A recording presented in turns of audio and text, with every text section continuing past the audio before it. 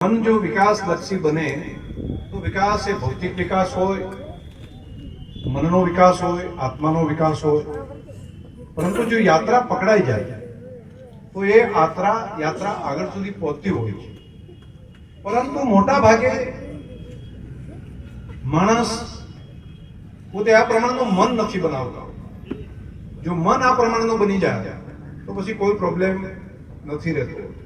तो आ एक भौतिक विकास माटेनी व्यवस्था, एना माटेनी हरीफाई, एना माटेनु काम અને આપણો થરાદ તાલુકો એ આખા રાજ્યની અંદર અગ્રહરોળનો હોય। અહીંયા દરેક લોકોને સુખાકારીના સાધનો મળે, દરેક લોકોનું જીવન સરળ બને અને 1-2 વર્ષ માટે નહીં પરંતુ આવનારી પેઢીઓને પણ એનો ફાયદો થાય એ પ્રમાણેની પ્રક્રિયા राज्य सरकारना माध्यमथी, केंद्र सरकारना माध्यमथी આપણે આગળ વધારવા જઈ રહ્યા છીએ। આપણા એમપી સાહેબે હમણાં વાત કરી કે કેવી સ્થિતિ હતી, એમાંથી કઈ રીતે ધીમે ધીમે ધીમે કરીને આપણે આગળ આવ્યા। અહીંયા જે આ વાયરો નીકળે છે ને, મોટા જે ખુલ્લા વાયર ફૂટતા હશે, પ્રોબ્લેમ થતો હશે। આપણા થરાદની અંદર બધા વાયર અંડરગ્રાઉન્ડ કરવા માટેનો નિર્ણય કર્યો। करोड़ों रुपया लाईने कीधुं के एक शहरनी अंदर पैसा आपी शकाय छे, शहरमां व्यवस्था करी शकाय छे। एनी ग्रांट हती तो शहरनी अंदर जे एरिया हशे ए बधा भूगर्भ गटરની જેમ अंडरग्राउंड वायरो हशे। आ तो एक बात करूं, हमणा गई काले लगभग रुपया 29 करोड़ना खर्चे विकासना कामोनी वणझार आखी अहींया આગળ થઈ। આપણે કિનારા ઉપર હોવા છતાં પણ એનાથી વંચિત રહેશે। અહીંયા આગળ આપણે ભૂગર્ભ ગટર માટે गटरનું પાણી છે એ શેક સુધી એન્ડ સુધી પહોંચે એટલા માટે લગભગ કરોડો રૂપિયા માટેની નવી યોજના આ મહિનાની અંદર જ આવી જશે। આપણે એનાથી વંચિત રહેશું।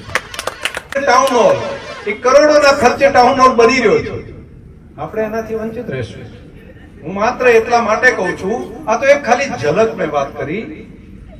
હજુ આવનારા સમયની અંદર જે વિકાસની યાત્રા કિનારે બેઠા હોય, गंगाजी निकलता हो ने सताए जो तरसा रहीए ना अमारे तो पानी नहीं पीवू।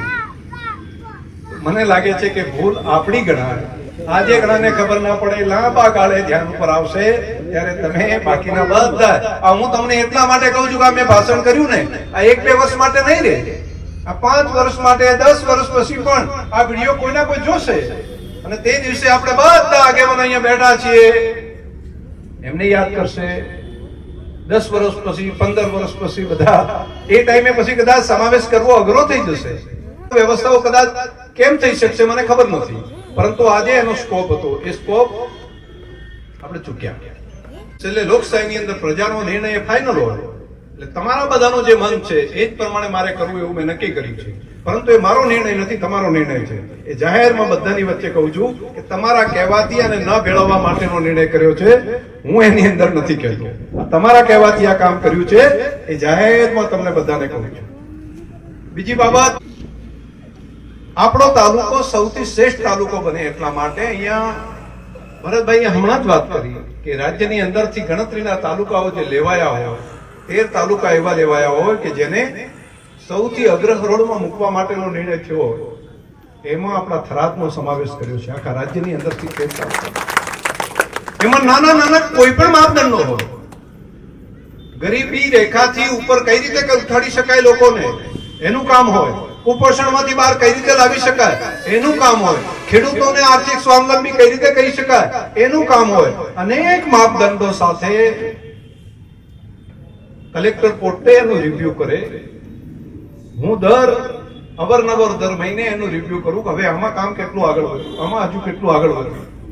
એ કામ સાથેની વ્યવસ્થા લીધી છે। આ વિકાસની ગતિ છે, આ વિકાસ માટેની યાત્રા છે, અવિરત છે, પરંતુ હજુ ઘણા બાકી છે। એ બધા કામોને આપણે ભેગા મળીને આગળ વધારવા પડશે। એક ચોમાસાની આ સિઝન છે, બધા ભેગા મળીને ઘરના આંગણે, ગામના ગોંદરે, ગામનું સ્મશાન હોય, કોઈ પણ સારી જગ્યા હોય તમને લાગતું હોય ત્યાં આગળ વૃક્ષારોપણનું કામ કરો। પેઢીઓ સુધી બધા યાદ કરશે। તમે એક વડલો કે પીપળો વાયો હશે તો આપણે નહીં હોઈએ ત્યારે પણ એ પંખીઓને બેસવા માટેનો વિસામો બનશે, એ અનેક લોકોને ફળ ફૂલ આપીને એના રહેવા માટેની વ્યવસ્થા બનશે.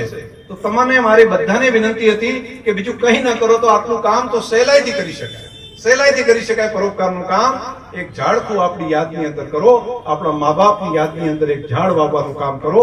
પુણ્યનું કામ પણ થશે, એન્વાયરમેન્ટના પ્રોટેક્શનનું કામ પણ થશે, પર્યાવરણ એ માટે એને ઓક્સિજન મળે એવું કામ પણ થશે.